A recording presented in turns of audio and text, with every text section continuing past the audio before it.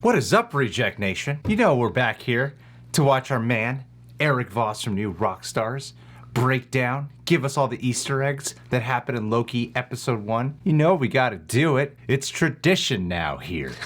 Anyway, if you guys didn't catch our reaction to Episode 1, go ahead and check that out. Also, I want to address something that was kind of just annoying me in the comments. There are people who were like, didn't you guys watch this? So basically people were thinking like we re-watched the episode and record a reaction and try to act like this was our first time watching it. Like, what a couple of idiots would we be doing this like 2 days after? The video that went up on Sunday where we said just watch Loki was recorded after we recorded the reaction that went up today. And for all the people who think we watched episode 2 like a lot of other people have, we have not watched episode 2 yet. Specifically because we wanted to delight in stuff like this with the rest of you guys. It was an intentional choice we made so we can be part of the audience. But then there's some people who are like, did you guys watch episode 2 already? Like, well, because, you know, every reaction is recorded just seconds before it gets posted. Every single one. You 8 to 10 people. Got our eyes on you. Y'all better be hitting the like on this one.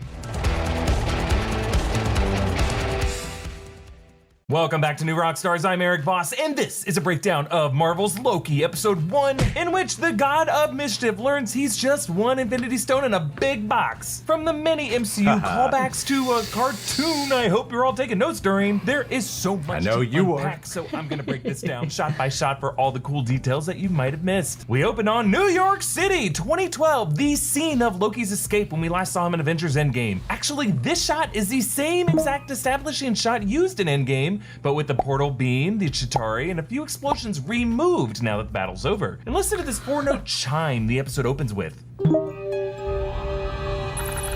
Yeah, this is directly from the Endgame score, when Tony snuck back into the tower. Notice how the letters flicker in, folding down from the middle, just like the split flap display on old train station signs, matching the overall analog production design of the TVA as if they're flipping back to this date. And this prologue now mixes in alternate takes from Chris Evans during Loki's Endgame arrest. On my way down to coordinate search and rescue. On my way down to coordinate search and rescue. On my way down to coordinate search and rescue. On my way down to coordinate search and rescue. There's a little different delivery. Loki's Cap impression is more robotic and less of the sir, yes sir, it was an Endgame. It's just an example of how we are already seeing variations to what we saw before. And although it's not focused on, they kept in Ant-Man. He's still barely visible running up Tony's arm as he closes the suitcase. So then downstairs, as the fumbled Tesseract slides to Loki's feet, listen to its sound. Yeah, now it's a much fuller choral chime compared to the sound we heard in Endgame. Showing how, for Loki, this Tesseract is still a sacred key to the God King status that he seeks. But later on, as he realizes this Infinity Stone is literally one of an infinite amount of these rocks, that precious hum fades away.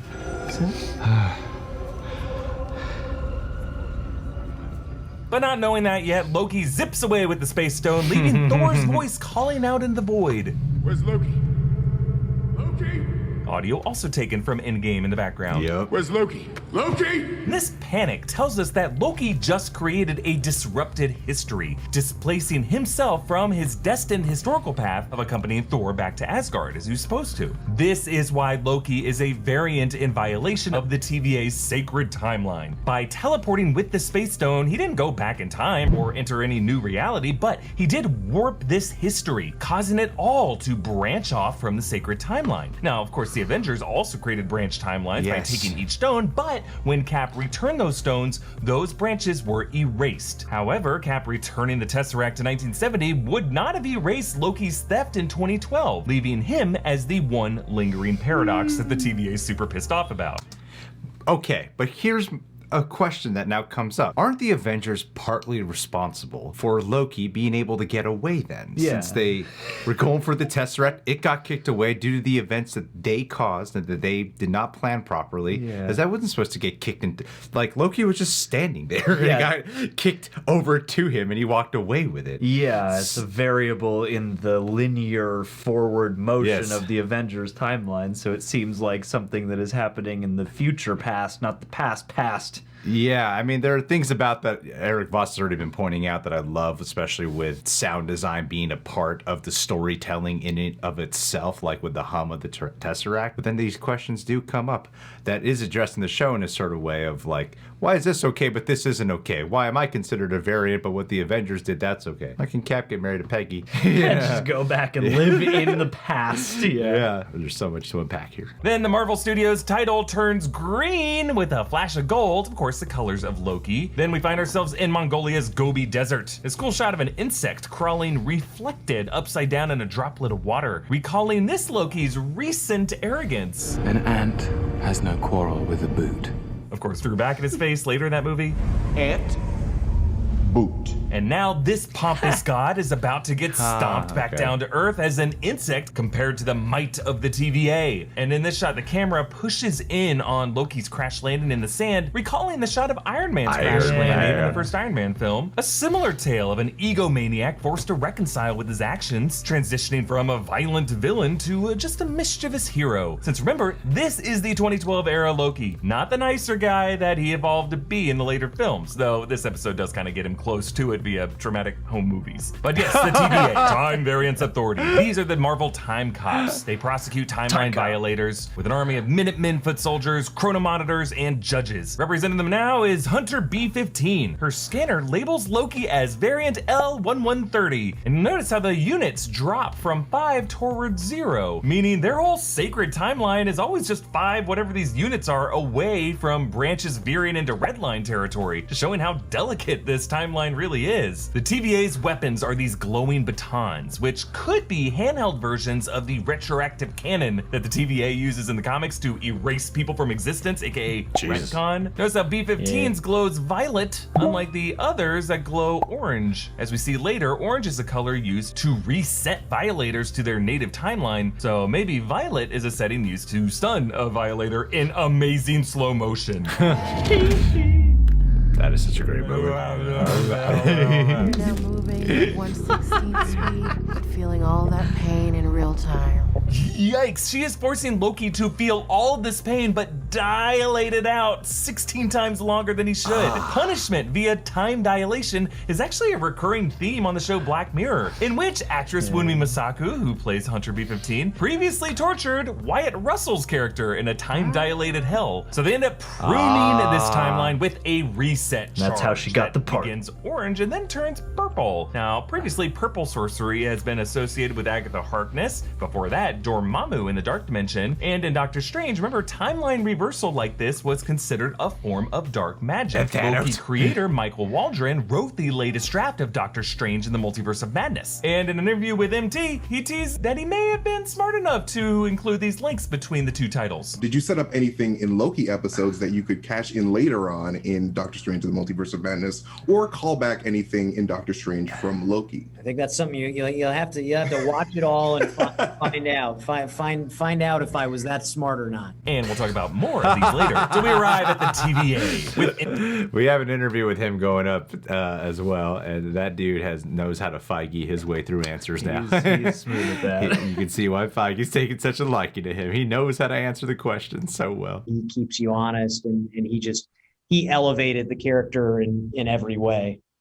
Should we expect a wow line from him? Will he say the word wow at one point in the show? I keep seeing the memes and I ask myself, I'm like, is it in there? I think when the Multiverse of Madness was announced, we thought that would be the big game changer, but I really feel like it's Loki. This will be the one that really opens up the door and the possibilities. This will be the real start of all the craziness of what Multiverse has to offer us. The real pulling back of the curtain to reveal the wizard, Yeah, we thought it would be WandaVision. We thought we might have to wait till Multiverse of Madness, but I think it's this one right here. So we arrive at the TVA with interiors that are often colored with eye-scorching orange. This color was often used in early 70s designs to come off as warm and inviting, but now all just come off as cringy and uncomfortable and tortuous, much like the orange Miss Minutes. Notice how another variant is a Skrull wearing a tracksuit. Yeah. Skrulls, of course, the shape-shifting race seen in Captain Marvel, Spider-Man Far From Home, WandaVision. Skrulls are just gonna start showing up everywhere as we head towards Secret Invasion. P-15 rewinds Loki back to her with a device later called the Time Twister. Now, in the comics, the Time Twisters are actually beings created by accident during the creation of the Time Keepers. They move backward in time and destroy all in their path. Here, the device is a remote leash to whomever is wearing the collar. Kind of like Rick and Morty. Yeah. Remember that episode? Yeah. The writer was one of the main writers for Rick and Morty. I remember when that device was introduced in Rick and Morty. I was like, that'd be so cool to have that. It makes me wonder how much we're going to see in this series that harkens to Rick and Morty, just because of how much that show has done with especially like universe and timeline hopping. It was called like a do-over machine or something. Yeah, so like it's not that. exactly Yeah, the same thing, but it's aesthetically in my mind did go there. There's a nod. Comedian Josh Fado plays variant named Martin. My dad is on the board of Goldman Sachs. With a name like Martin, I gotta wonder if he could be based on Martin Shkreli. But either way, how did this rich brat from Earth end up as a timeline variant? Could this be Jimmy Woo's witness in federal witness protection who went missing with no explanation? Are we ever gonna get an answer to that? I don't know. And then comedian Eugene Cordero plays TVA clerk named Casey. Notice his pen's in his front pocket. Later in the episode, the ink will leak more and more into his shirt. Here he takes the test. What a great production detail. Wow. Be very careful. Sounds dumb. I love little Casey things thinks like the Tesseract that. is dumb because he has a ton of confiscated space stones, none of them stored in a stupid Tesseract. Also, maybe Casey knows a Tesseract is technically a fourth dimensional hypercube incapable of being seen by human 3D perception, but he doesn't know what a fish is. I love it. I gotta say, man, like that pen detail is something that I would never have caught in a million years. No. And this is why I love new Rockstars, because it's true. There's evidence of it happening right there. You can feel the intention of a production design absolutely applying that. That's so clever. I don't even really know what the purpose of doing that really is, but it's just a fun little thing. It's just like a magical universal character detail and juju, And he's like not noticing it. He's so naive to it. This whole breakdown so far, we're not even that far in, but it's really getting me to appreciate more than just like, oh, here's an Easter egg. Here's like the actual filmmaking details you can appreciate. Loki meets this pervy declothing bot who greets him with a slow-forming smile that ends with the right eye twitching a bit. Just a little unnerving to have the thing stripping you naked glitch, but as we will see, the TVA's clockwork is a bit glitchy in general. The transcript room features a cat who's also on this guy's mug. Or is it a flurkin? Also, I love how this guy is playing solitaire on his little orange display when Loki dropped in. Poor guy. His wall clock, like all the clocks we see in the TVA, features multiple hands and more than 12 numbers around the circumference. Everything Loki has ever said is printed out on this dot matrix printer, though as someone who's over 1,000 years old, I would think that stack should be way larger. And then Loki gets his body scanned for his temporal aura, which prints out on Polaroid film, kind of like a heat index, but presumably for time, almost like instant carbon dating. And the attendant asks, "Please confirm to your knowledge that you are not a fully robotic being. We're born an organic creature and do in fact possess what many cultures would call a soul." Yeah, he specifies fully robotic and born organic because we know cybernetically reassembled beings like Nebula probably have a soul, I think. But also just like this idea that there are Ultron-like robots out there that are trying to pass as organic life forms, bringing up an interesting question that Loki asks. Do a lot of people not know if they're robots? What if I was a robot and I didn't know it? Yeah, some existential panic from Loki, recalling the Voight-Kemp test of Blade Runner that was used to test AI replicants who might not even know if they're robots. But I see this as one first step by Loki from godly arrogance to mortal fear. That is true. Good point. Yeah, I gotta say, like, if from a scripting standpoint, that moment does register. One of my favorite qualities of this episode was all the existential identity crises that Loki was having to endure throughout this episode. Yeah. And I love how, with a writer like Michael Waldron here, he managed to have that moment, the question posed in a humorous way where you don't realize that's kind of what's happening. Yeah. Until it really clicks in the moment when he questions like the TVA, the greatest power in the universe. But it's been slowly building to that and deconstructing Loki throughout. That is kind of like the start of asking yourself about your identity. Well, it's a great joke thing too, because it also, like, if you were pitched that information, you would have to stop and probably go, well, if I didn't know, I wouldn't know, so how do I know? Yeah. Now, the next room has this poster showing Miss Minutes warning, behave behave or you'll get your clock cleaned. Which is literally what the Minutemen do with their ret cannons to reset people's clocks. Actually, there are great TVA posters everywhere in this place. 0 tolerance over the ticket check-in window because, yeah, they got 0 tolerance over whether or not you got a ticket. Later, there's one showing a shadowy suited figure reading "Always Watching." You can see a better shot of it in the credits. Just a big brotherian warning from the high ranks of the TVA. Another one saying "Stable Society, Tidy Timeline," with a dude pruning branches and a poor bird looking at him while he does so. Just an example of how the TVA doesn't really care about any worthy life in new branch timelines that get formed. It's all about the trunk. Then Tidy Cubicle Healthy Timeline with branch variants of a clerk at his neat desk, but then one red line variant standing on his desk going nuts. Yeah, propaganda prioritizes neatness over everything else. They must have had so much fun making these. Events must be pruned. But of course, we get this adorable animation from TVA mascot Miss Minutes, voiced by Tara Strong in a southern accent, kind of like Mr. DNA explaining the science of Jurassic Park. Yeah. Oh, Mr. DNA, where did you come from? From your blood. Hey, by the way, we have a whole Loki-inspired merch. Wow, great. Yeah, I gotta get that. And it shows up quite a bit, in which you can show some worship of this sticker Miss Minutes pack, figure. Check it out, newrockstarsmerch.com. So Miss Minutes explains a new MCU history. Long ago, there was a vast multiversal war, but then the all-knowing timekeepers emerged, bringing peace by reorganizing the multiverse into a single timeline, the sacred timeline. So, according to this, the MCU used to exist as a multiverse of timelines that warred with each other, but the timekeepers interfered with that natural state, deciding to merge all the timelines into one sacred timeline, and that everything we have seen in the MCU so far has been a kind of intermediary peacetime. See, in the comics, the 3 timekeepers, named Ast, Vanth, and Zorth, are creations of He Who Remains, the final TVA agent at the end of all time, to pass on lessons to the next universal cycle. But as neutral time deities, these guys are kind of assholes. They at times partner with folks like Immortus, aka Kang the Conqueror, to wage conflict with the Avengers. So this TVA slogan of "for all time always" is at least somewhat a lie, like it hasn't been always. There was a whole other stage of the universe where things were a multiverse. So this is really a myth cooked up to inflate their importance. And actually, you can see at the bottom, this was written by the Time Variance Authority Narrative Commission, proving that they have an in-house propaganda department. This whole thing is like the Big Brother Ministry of Truth. But back to the cartoon, the past multiversal war is represented by this interesting fuselage in deep space. Maybe we're seeing the aftermath of a conflict among the Celestials, because we know from the severed head of the Celestial Nowhere that some war caused that. Maybe they're gonna go with the comics and say the symbiote deity Null decapitated him, but I think the Celestials are gonna be involved with it. And then we follow some animation inspired by Rocky Bullwinkle, specifically the Mr. Peabody and Sherman shorts. We follow this yellow man in a bow tie, whose variants toggle from a sea captain to this brute to a mug to a mad scientist to a top hat guy. But notice how each incorporates his bow tie. He's still essentially the same snob. And if this does represent Loki, we do later see Loki in a turtleneck from trailer footage, and that top hat form could be Loki as Jack the Ripper, maybe another real world mystery that Loki could have been behind the way he was DB Cooper. That would be so sadistic if he was Jack the Ripper. Be hard to justify. With the MO and the letters. Loki, I have another bet for you. Yeah, but if kill you some lose, prostitutes. you have to kill all these prostitutes in Whitehall.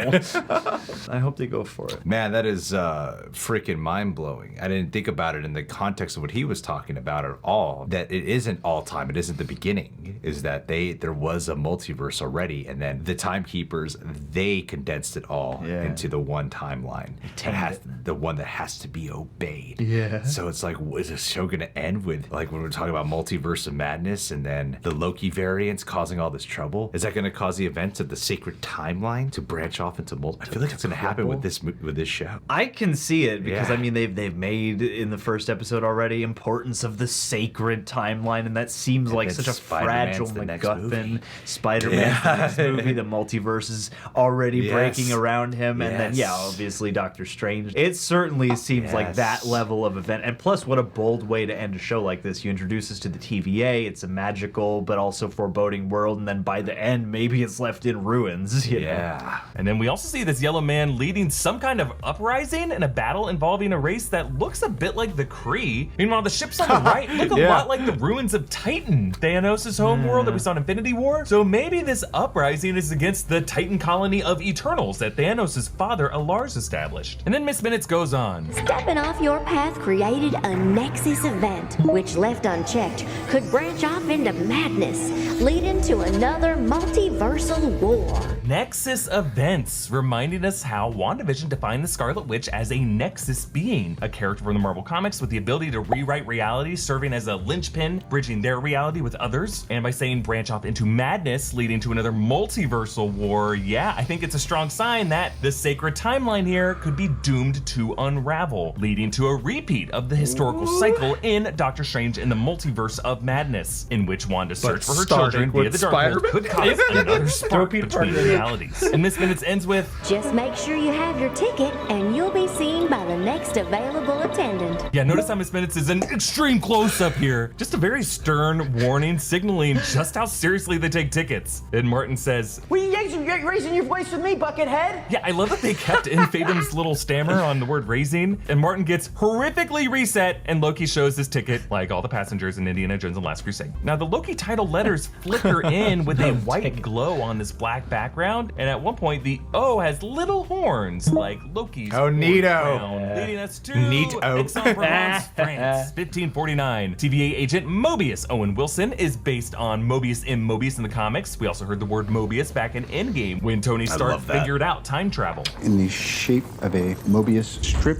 inverted, please. Now, some mystery killer lured in these Minutemen here to steal their reset charge, using an anachronistic item dropped in the past. In this case, kablooey gum, given to a kid. Tu sais qui a fait ça? The moment we've all been waiting for you to talk about. The devil's afraid of us. Yeah, I'm gonna get this out of the way. No, this is not Mephisto. The series creators confirmed it. It's really just meant to reflect Loki as a horned, ambitious god, like Lucifer, cast out of his heaven. We get a further clue when Mobius is handed. Don't try to just move past that super quick. Yeah, I see you trying to be all nonchalant. Yeah, see all you breakdown Easter egg people just being like, look, it's not. Give us credit. We're not gonna make that mistake again. Give us credit for saying it's not in the film, knowing the filmmaker said it's not. What I want is the footage of Eric Voss between the moment he saw that shot and the moment that quote was released. Were you really in knowledge of that? Yeah. Or did you need clarification? You gotta admit, boss, you thought for a second maybe Mephisto. Maybe salvation. Maybe validation. In the form of a stained glass window. Yes, I agree. It's Loki. That's what it is. With the horn. Yeah, she's pointing at little girl. But a lot of us did go, maybe Mephisto. And I think it's okay to admit that. We get a further clue when Mobius is handed Loki variant L1130's rap sheet. It's all listed out here. He is Loki Laufeyson because he was actually born son of Laufey, the frost giant from Jotunheim, before becoming Odin's ward, thus his alias of Odinson. His sex is listed as fluid. Haha! So this is a huge confirmation of the theories that we've had for over a year now, that the alternate Loki that they are chasing is in fact a female form, probably played by Sophia DiMartino, most likely going to be Lady Loki. Now in the comics, Lady Loki isn't really an alternate timeline Loki, but rather a post-Ragnarok female body intended for a reincarnated soul of Lady Sif, but instead possessed by the soul of Loki. Now this episode did clarify that Loki has a soul, but I think they're going to be using timeline logic instead because somehow that's simpler. Now in the courtroom are murals depicting figures with red sashes and a legal scale. These must be the TVA judges. And one of those judges with his glasses and his mustache looks kind of like a younger Stan Lee. Other murals show TVA clerks and technicians. These could be the chronomonitors and the army of Minutemen. And on the other side, the timekeepers overseeing the sacred timeline. Presiding over Loki's case with the three timekeeper faces looming behind is Justice Ravonna Renslayer Gugu Mbatha-Raw, who in the comics is associated with Kang the Conqueror. One of the many reasons I've been speculated this time-traveling villain, confirmed to come up in Ant-Man and the Wasp Quantumania, played by Jonathan Majors, might show up in this show. Loki casts blame on the Avengers. Oh, believe me, you can smell the cologne of two Tony Starks. Callback to Ant-Man making fun of Tony's scent. Is that Axe body spray? Yeah, I had a can on the desk for emergencies. Relax. And Mobius shows Loki the TVA, the vast grid of spires and platforms, all with numerical designations. It was ET-282. This all seems to go on forever, likely the MCU's version of the null time zone, the TVA home dimension that's removed from time and space. And Loki responds by saying, This place is a nightmare. What's another department? Now that department I'll help you burn down. huh. Now, what would these time cops care about people's nightmares? Unless maybe their power comes from another dimension where cosmic beings like Nightmare reside. Nightmare being a cosmic entity in the Marvel Comics, a villain to Doctor Strange, who could show up in the second Doctor Strange movie. But I also like the theory that maybe when things are retconned, they live on in people's subconsciouses, and that's where nightmares come from. Now, the elevator buttons all correspond to some 3-character alphanumeric code. like that. I don't seem to refer to anything specific yet, but I think it's just a sign of how complex and Dewey Decimal like the different floors of the TVA are. Though, in the end credits, when these appear on the screen, the code 1EJ is immediately hit with access denied. So there is some part of the TVA that is off limits. Now, in the Time Theater, Mobius sips a Josta, a discontinued soft drink from the late 90s. Similar to that Boku fruit juice that we've seen in the trailer footage, the TVA might be able to access all the food and drinks that you can't get anymore. And in this interrogation, Loki explains why he wanted to rule. I would have made it easy for them. The first and most oppressive lie ever uttered was the Song of Freedom. Yes, connecting to his speech in Germany, which Mobius actually shows him among his greatest hits in the TVA Hollow projector. The bright lure of freedom diminishes your life's joy in a mad scramble for power. Now, Mobius reminds Loki about Agent Coulson. Oh yeah, Phil Coulson. Didn't the Avengers come together to literally avenge him? If you believe that whole sacred timeline explanation, this could be another nail in the coffin of Agents of S.H.I.E.L.'s canonicity, since that show assumes Coulson did not really die. Though don't worry, if this ends with the sacred timeline blowing up into a multiverse, one of those alternate timelines could just be the one Agents of S.H.I.E.L.D. is all set in. So we're still good, I think. There was one thing I was actually catching on Twitter today, and I didn't really know exactly why people were arguing about it. But then, yeah, bringing it back up here in the show, I'm like, that's true. They did not talk at all about what happened with Coulson after Avengers and how he lived on in Agents of S.H.I.E.L.D. I think with the multiverse, we don't know for sure, but let's say Charlie Cox as Daredevil is in fact in No Way Home. No Way Home. And we have characters from the other Spider-Man movies confirmed to be in here. Let's let Agents of S.H.I.E.L.D. live on as part of this multiverse. Yeah, let's pay off a few of those rumors. Yeah, come on, let it happen, man. Even though Kevin Feige clearly wanted not much to do with any of that. Notice how the Battle of New York highlights Freeze on the waitress Beth. That character, played by Ashley Johnson, Chrissy Siever from Growing Pain, birthplace of Ralph Boner. Take a look at this. Jesus Christ. That was a Cap subplot that was cut from that first Avengers movie. Or we can now look at it as a pruned branch storyline that Mobius could be interested in. And we learned Loki was real-life mystery hijacker D.B. Cooper. From the flight deck, Captain William A. Scott at Northwest Star Airlines 305 on schedule for landing Seattle. Yeah, William Scott was actually the name of the pilot of that Northwest Orient 305 in 1971, when D.B. Cooper, or someone using that alias, hijacked a flight and jumped out of the plane with $200,000 in stolen cash. Notice how here Heimdall catches Loki via the Bifrost, leaving some cash floating, a nod to the fact that all they ever found of D.B. Cooper was some cash floating in the Columbia River. It was all Loki, all along. And it was all because Loki apparently lost a bet to Thor, who's all in on this. Just a reminder of how much of a reckless jerk Thor used to be. Now, as Mobius helps Loki up, you can see the moment in Loki's eyes when he spots the time twister in his pocket, and notice how his swipe is distracted by B-15's bad. And then while Loki sneaks around, Damn, another variant they gets planted contained in the that. background. That's I gotta neat. say, it looks a bit like Peggy Carter, doesn't Yeah. it? Just would be interesting because according to the Endgame directors, Cap living his life with Peggy created a branch timeline, what the TVA might now consider to be a variant nexus violation. Though really the variant perpetrator in that case would be old Steve, not his poor wife, so I don't know. So Loki sneaks off and finds Casey, who returns the Tesseract and reveals a whole evidence drawer filled with variant Infinity Stones. Here we go. How do you have these? Oh, we actually got a lot of those. Yeah, some of the guys use them as paperweights, some of them. So how do they get these? Well, maybe each variant they've caught may have been in possession of an Infinity Stone, since the ancient ones seem to suggest that only the removal of stones could cause branches from the sacred timeline, and maybe with each pruning, the stolen stone was just restored back to the sacred timeline, leaving this stone in the TVA as a kind of powerless carbon copy receipt of it. Now, in this box, you can see red reality stones, see green that. time stones, purple power stones, blue space stones, a couple chunky orange soul stones, though, interestingly, surprisingly, no yellow Mind Stones available. And then Loki picks up a Time Stone, as if of all these, the one he would want the most is the ability to reverse time. Also in this drawer is a super rare T206 Honus Wagner baseball card, a casino chip for 5,000, and some kind of military medal. And then later in the end credits, you can actually see a Mind Stone being used as a paperweight. I also have to wonder what Casey meant by some of the agents use the Infinity Stones as paperweights. Could some past TVA agent have snatched one of these, went into the timeline, and started wreaking havoc to become Kang? I'm gonna go with that explanation. Kang Gang for life. Okay, wait a minute. So basically, what was he saying? Just tell you. Because I think this was a moment that did not fly by well with a lot of people who watched it. I'm not saying majority, but I think there's a lot. Especially I saw it reflected in the comments of like, Nat died for nothing. Yeah, you watch all these movies lead up to the Infinity Stones that apparently they're not even, they don't even hold as much power as we thought they did. But what Eric was saying, because they're from a variant, they're probably some duplicate design, but it's like a fraud. It's a fugazi. It's something like, or maybe it's like, it's like somebody steals a stone, creates a branch timeline, and then once that timeline is righted and the stone is put back, maybe like the physical copy just like loses its mojo. Would that explain why with the Tesseract Loki doesn't try to whoosh on out of there? Like the Tesseract doesn't work here? Is that why the stones don't work? That's my guess, is that if this is the same kind of realm suspended outside of time and space, I guess the rules,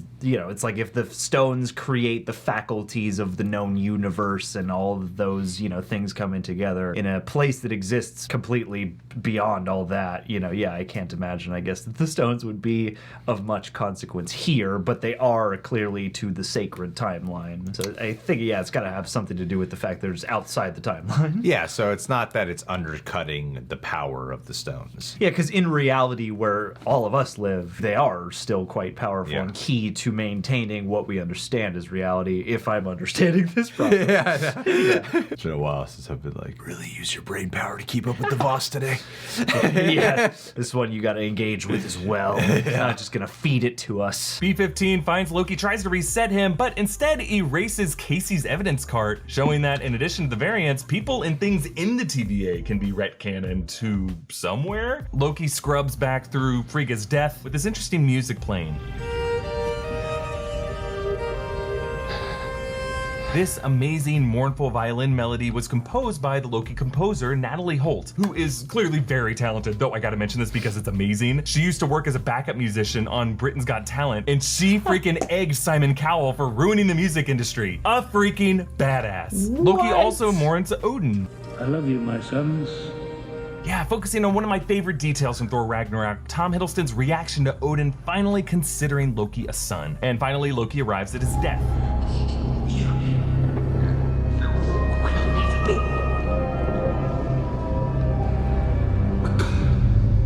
The framing makes it look like future Loki is saying this to our variant Loki, like the ghost of Christmas future telling him to let go of his God King ambitions. And then notice as the film strip runs out, on the holoprojector it reads Tail 112914, I think 7112-914 Loki Laufeyson, meaning this is the tail end of the film reel. But the weird thing is in the close-up of the film strip, as it goes across the projector reel, it says Tail 1ETH616, 1ETH616 Loki Laufeyson. And I only point that out because 616 is the numerical designation of the Prime Marvel universe in the comics. Technically, the MCU is Earth 199999. So Loki ends up confessing to Mobius. I don't enjoy hurting people. It's part of the illusion. So Loki, even back in 2012, was never a sadist. He's just a mischievous scamp who commits violence in order to gain power. He's projecting an illusion of his fearsomeness. And that is the confirmation Mobius has been wanting with all this questioning. Really, this was all a Voight-Kemp test to determine if Loki had any humanity in him. And now that Mobius knows that he does, he gives Loki this assignment, a chance to destroy the worst parts of himself.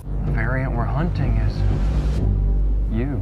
And so the epilogue goes to an oil field in Salina, Oklahoma in 1858, where Hunter U-92 investigates this interesting device. Time signature is early 3rd millennium. Definitely anachronistic.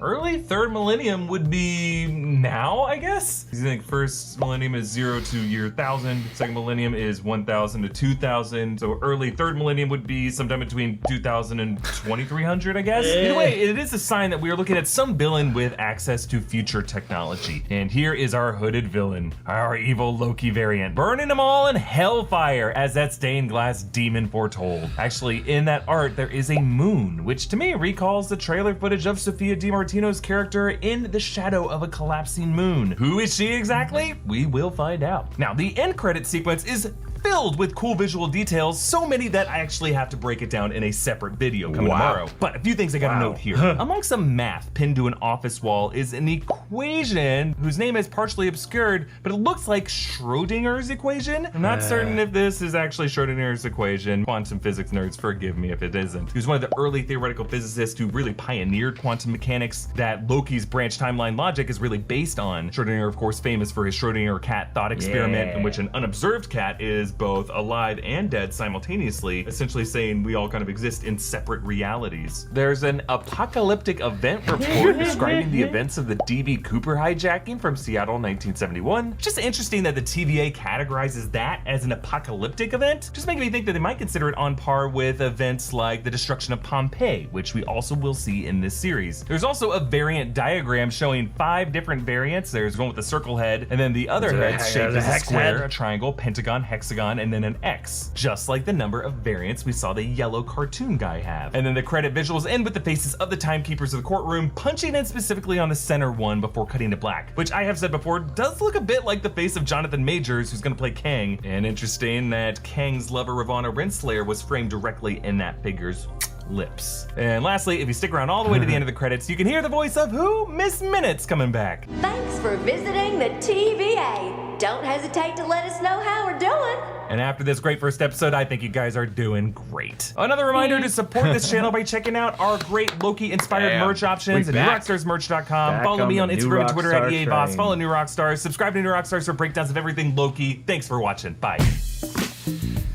What would we do without this? I remember when we were watching his trailer breakdowns, those 25-minute trailer breakdowns, and I'd be like, oh my God, my head cannot process everything that is being told to me right now. We're back here again. Yes. Going, damn, this does not work well off 4 hours of sleep. No. This is almost as long as the episode it's based on. I'm gonna have to keep track of a lot of it. And with time travel and multiverses, it's only gonna get easier. All right, guys. Well, new rock stars.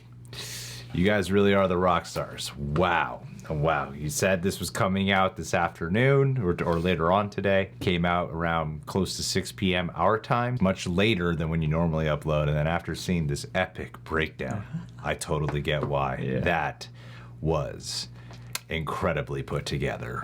Kudos to the whole new Rockstars team. Subscribe to them. You can check out our Loki video, hit that like button, keep a lookout for our interview. Last but not least, Adelia Chamberlain. Loki, I have it on good authority, is your favorite, or at least among your top favorite MCU characters. And this video actually got me thinking of you, knowing we would do probably a shout out. I was like, who at our Patreon would fit right in at a place like the Time Variance Authority? I feel like it would be you. I mean, imagine your knack for creating worlds. I could see you also keeping them in line, you know, enforcing that sacred timeline with your wit, with your cleverness. You're even getting like more out there with your persona and your colorful vibes that you put out. I just hope you're doing well, and I hope that the structure of time and space in your life is holding together nicely. And I hope that you're enjoying the show, because honestly, I mean, you've got to be more excited than anybody for something like this. And if we're pleased, I hope you're pleased, because if you're not pleased, then that means our opinions are just wrong. So, anyway, thanks for all the love and support, Adelia. Love you, Adelia.